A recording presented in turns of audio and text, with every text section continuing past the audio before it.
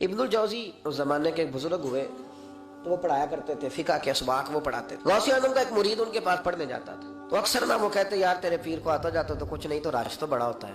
वो कह देते हैं ना लोग, अब क्या कहा जा सकता है, कोई अर्ज नहीं, तो इसमें कोई ऐसी बात कह देते हैं लोग, कहा आता जाता तो कुछ नहीं, तो रश बड़ा होता है। तो वो शागिर्द था, चूंकि उस्ताद जी को क्या कर, चुप कर जाता। दूसरे दिन फिर कहा यार तेरे पीर को आता जाता तो कुछ नहीं, दुनिया बढ़ जाती। वो 3-4 दिन गुजरे तो शागिर्द तंग आ गया, कहने लगा उस्ताद जी आप इस तरह करें, मेरे साथ ना उलझे, मेरे साथ ही चले, चल के देख ले वहां होता क्या है। कोई आदमी छोटा उस वक्त नजर आता है जब उसे दूर से देखा जाए या गुरूर से देखा जाए। तो कहते नहीं मैं खुद इतना बड़ा अल्लामा हूं, मैं क्यों जाऊं कहीं, मैं नहीं जाता। कहते वो फिर एक दिन कहने लगे, तो मैंने कहा उस्ताद जी यहाँ चले या बात ना करें। कहने लगे चल फिर चलते। तो इब्नुल जौजी चले, बड़ा मुश्किल होता है, अना के बड़े बुत होते हैं, ये तोड़ने बड़े मुश्किल होते हैं। जब आए ना महफिल में तो ऊपर चादर ओढ़ के आए, चेहरा छुपा के आए, कोई देखे ना कि मौलवी साहब भी कहीं जा रहे हैं।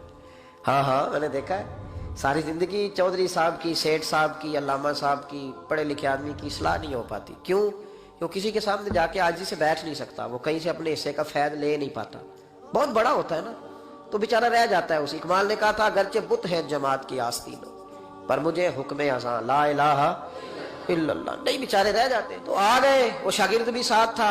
अब हजरत गौसे आजम की महफिल में बैठे, गौसे आजम की महफिल में तकरीर का ये अंदाज होता था कि वो एक कारी साहब जो मर्जी आयत पढ़ देते तो गौसे आजम तशरीह करनी शुरू कर देते। तो कारी साहब ने तिलावत की तो गौसे आजम आयतों की तफसीर बयान करने लगे। आयत की तफसीर बयान की तो शागिर्द ने, उस्ताद जी छुपे हुए थे तो उनकी तरफ देखा तो कहने लगे ये तो मुझे भी आती है। दूसरी तफसीर बयान की तो कहने लगे ये भी मुझे आती है। तीसरी की तो मैंने कहा ये भी।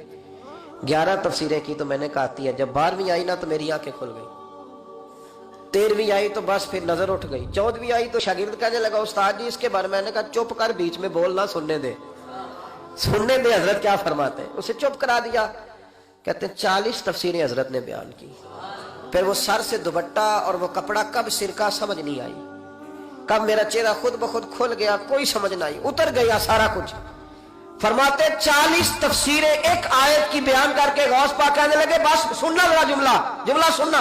फरमाने लगे बस भाई अब काल खत्म, अब हाल की तरफ आते हैं। अब काल खत्म, जाहिरी बातें खत्म, अब आओ हाल की तरफ। तो इब्नुल जौजी कहते हैं मैं संजीदा आदमी था पर अल्लाह अकबर कहा तो मेरा कुर्ता फट गया, पगड़ी गिर गई और मैं गौसे आजम के कदमों में लगा। मैंने कहा बाबा आज इतना ही, आगे नहीं जाना वरना कलेजा फट जाएगा, आगे नहीं जाना वरना बिखर जाएगी हर चीज। कहो तो राज़े हयात कह दूं, हकीकते कायनात कह दूं, वो बात कह दूं जो पत्थरों के दिलों को भी पाश पाश कर दे, सदाकते बेहिजाब कर दे, हकीकते आश्कार कर दे। हर एक जर्रा ये कह रहा है और मुझे आफताब कर दे, कहूं आगे बात तो कहा नहीं आगे ना बोलना वरना कलेजा फट जाएगा।